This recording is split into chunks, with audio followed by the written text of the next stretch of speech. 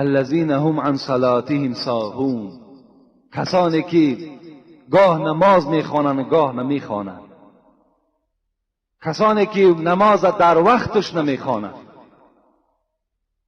کسانی که در نماز بی پروا هستند،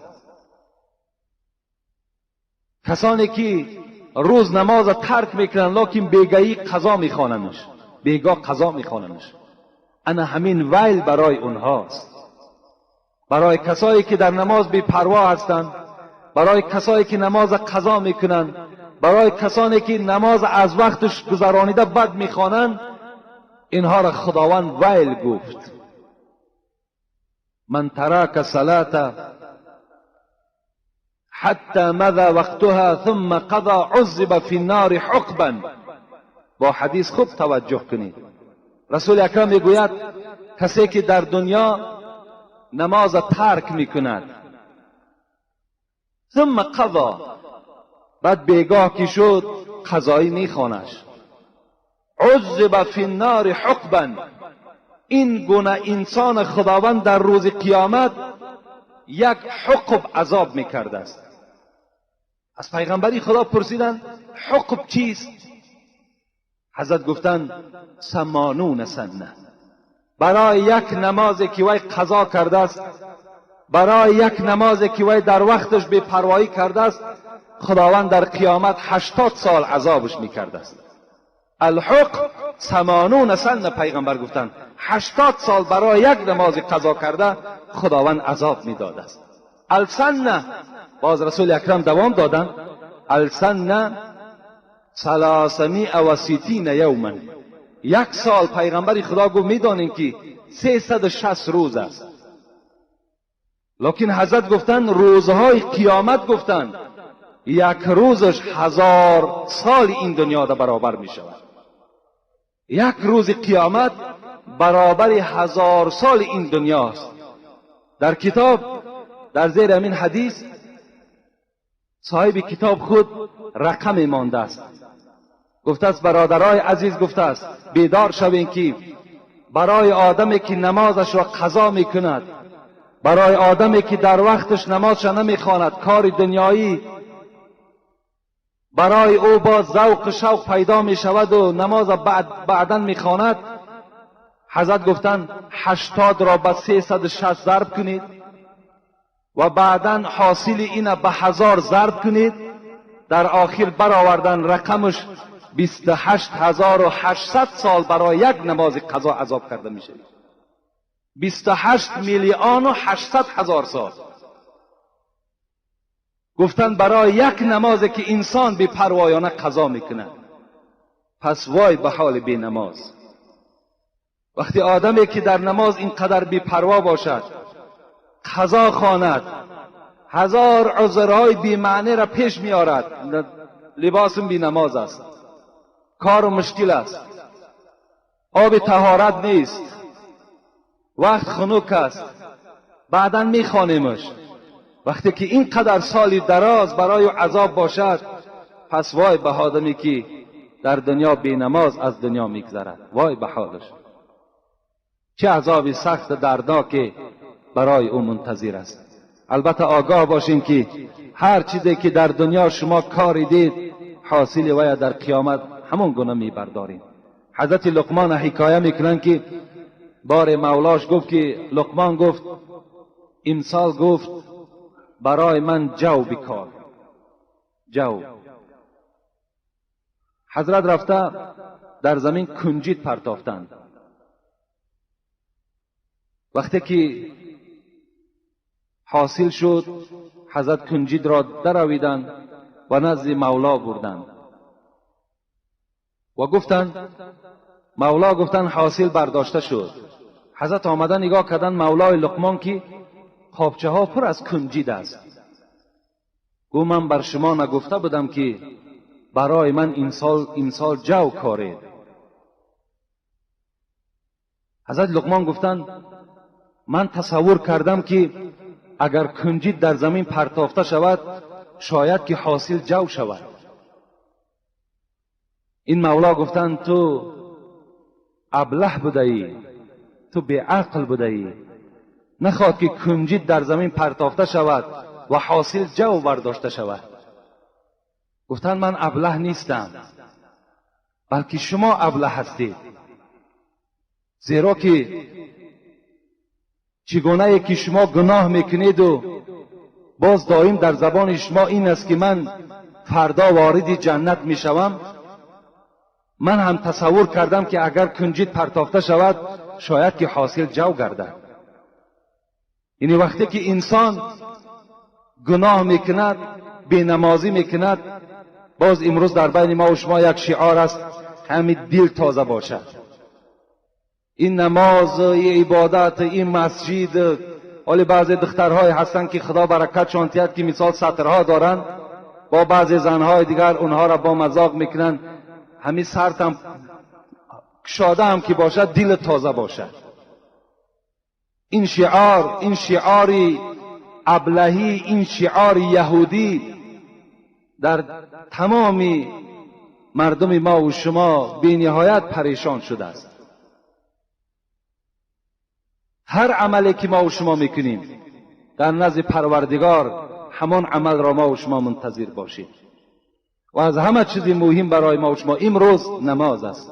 رسول اکرم میگوید مروا اولادکم بالصلاة و هم ابناء 7 سنین واضربوهم و هم ابناء 10 و فرقوا بینهم فی المضاجع.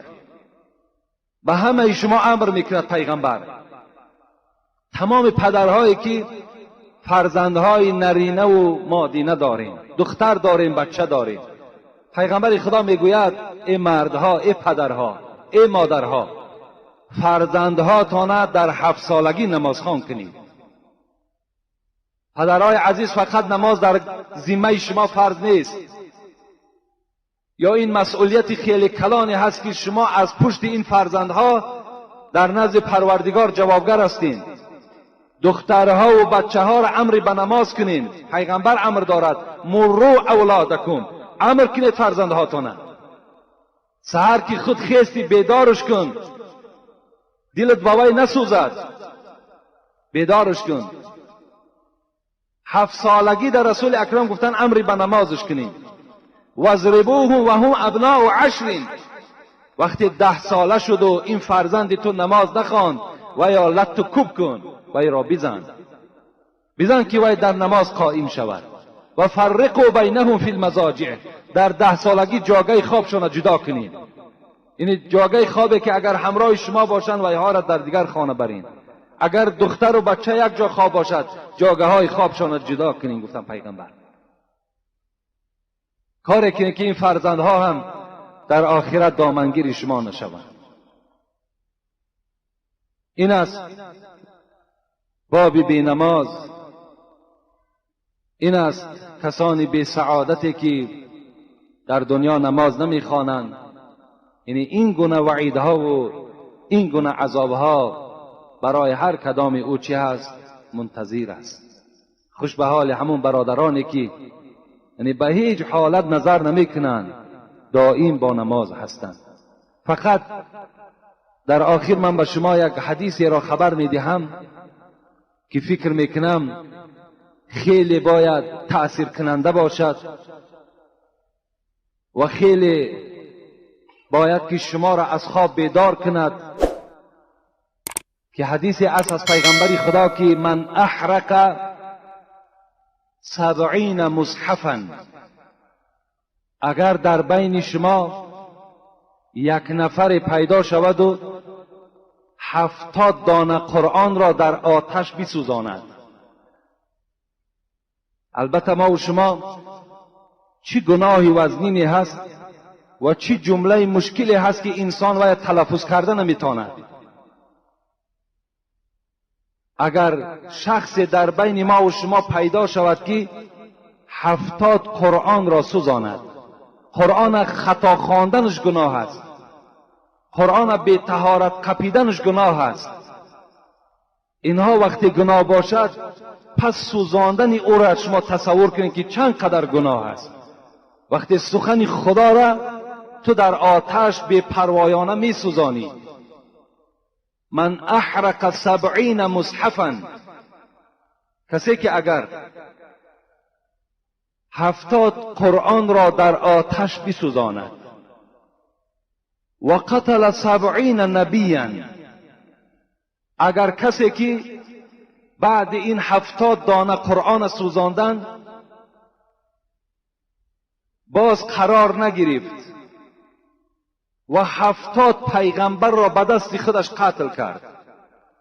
ببینید، یک آدم قتل کردن، و من یقتل مؤمنا متعمدا فجزاؤه جهنم خالدا فیها غضب الله علیه و لعنه و اعد له عذابا عظیما. خدا در سوره نساء میگوید اگر یک تای شما یک برادر مؤمن قتل میکنین، خداوند میگوید که این قاتل، این آدم کشه، خالدا فیها، من در دوزخ مخلد میگذارمش، میسته ابدی در عذاب دوزخ گرفتار میشود.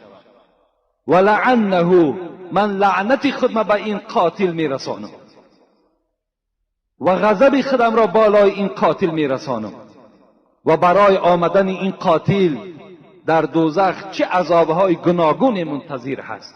یک آدم مؤمن وقتی که یک نفر میکشد، این گناه را تصور کنید که 70 قرآن سوزانید، بعد سوزاندن 70 قرآن باز چکار کرد؟ 70 پیغمبر دیگر را قتل کرد. و زنا مع امه 70 مرات. چه گناه های وزنین، چه جمله های وزنین. 70 قرآن سوزانیده شد، 70 پیغمبر کشته شد از دست یک نفر. و باز این نفر 70 بار دیگر اگر با مادر خود خانه‌داری کند، 70 بار دیگر میگوید با مادر خود خانه‌داری کند.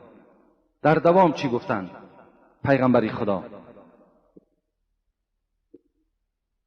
و افتز بکرا و افتز 70 بکرا به طریق الزنا. 70 دختر دیگر را با طریق زنا و اونها چیکار کرد؟ همخوابه شد. 4 گناهی که اینها را تلفظش مشکل است.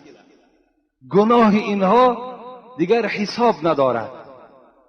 70 قرآن سوزاندن، 70 پیغمبر را قتل کردن، 70 بار با مادر خود زنا کردن، 70 دختر جوان بکاره چدر کردن. اقرب الی رحمت الله ممن ترک الصلاة. انا همین آدم به سوی رحمت پروردگار نزدیکتر است از آدم بی نماز دیده. انا همین آدم به سوی پروردگار بر رحمتش نزدیکتر است از شخصی که نماز نمیخواند.